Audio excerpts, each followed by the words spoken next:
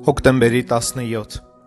Աստվածաշնչյան ընթերցանություն ամեն առավոտ Չարլզ Սպերջեն Եվ Դավիթն իր սրտում ասաց. ի վերջո մի օր Սավողի ձեռքով կորչելու եմ։ Առաջի Թագավորաց 27:1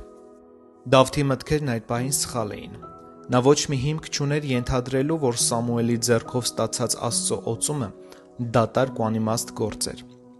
Չէր եղել անգամ մեկ դեպք, որ Տերը լքեր իր ծառային, այո, նա հաճախ էր հայտնվում կյանքի համար վտանգավոր իրավիճակներում,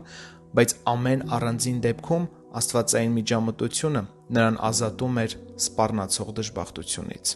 Փորձությունները, որոնց նա ենթարկվում էր, բազմաթիվ և բազմաբնույթ էին, բայց նա, ով ամեն անգամ ուղարկում էր, գթասրտորեն պարգևում էր նաև դրանց ելքը։ Դավիթը չէր կարող մատնանշել որևէ գրառում սեփական օրագրում և ասել. «Ահա ապացույցն այն բանի մասին, որ Տերն ինձ լքել է»,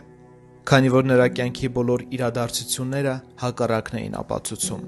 Ելնելով նրանից, ինչ Աստված իր համար արդեն արել էր, եզրակացրեց, որ Աստված շարունակում է լինել իր պաշտպանը։ Բայց միթե անարդարացի չէ, որ ճիշտ նույն կերպ մենք կասկածում ենք Աստծո օգնությանը։ Չէ՞ որ դա այլ բան չէ, քան անհիմն անվստահություն։ Մինչև մենք թեկուզ չնչին պատճառներ ունեցել ենք Հոր ողորմածությանը կասկածելու համար։ Միթե զարմանալի չէ նրա սերն ու գթառածությունը։ Եվ եղել է արդյոք գեթ մի դեպք, երբ նա չի արդարացրել մեր վստահությունը։ Իհարկե ոչ, չէ որ Աստված մեզ չի լքել երբեք։ Մենք անշուշտ ունեցել ենք մութ գիշերներ, բայց Սիրո Աստղը փայլել է նաև խավարում։ Մենք ունեցել ենք նաև ծանր մարտեր,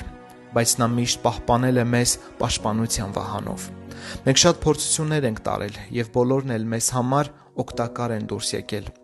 Ելնելով նախկին փորձից գալիս ենք հետևյալ եզրակացությանը. մեզ հետ 7 դժբախտության միջոցով անցածը չի լքի նաև դրանցից հետո։ Ամենը, ինչ մենք իմացանք հավատարիմ Աստծո մասին, ևս մեկ անգամ վկայում է, որ պաշտպանելու է նա մեզ մինչև վերջ։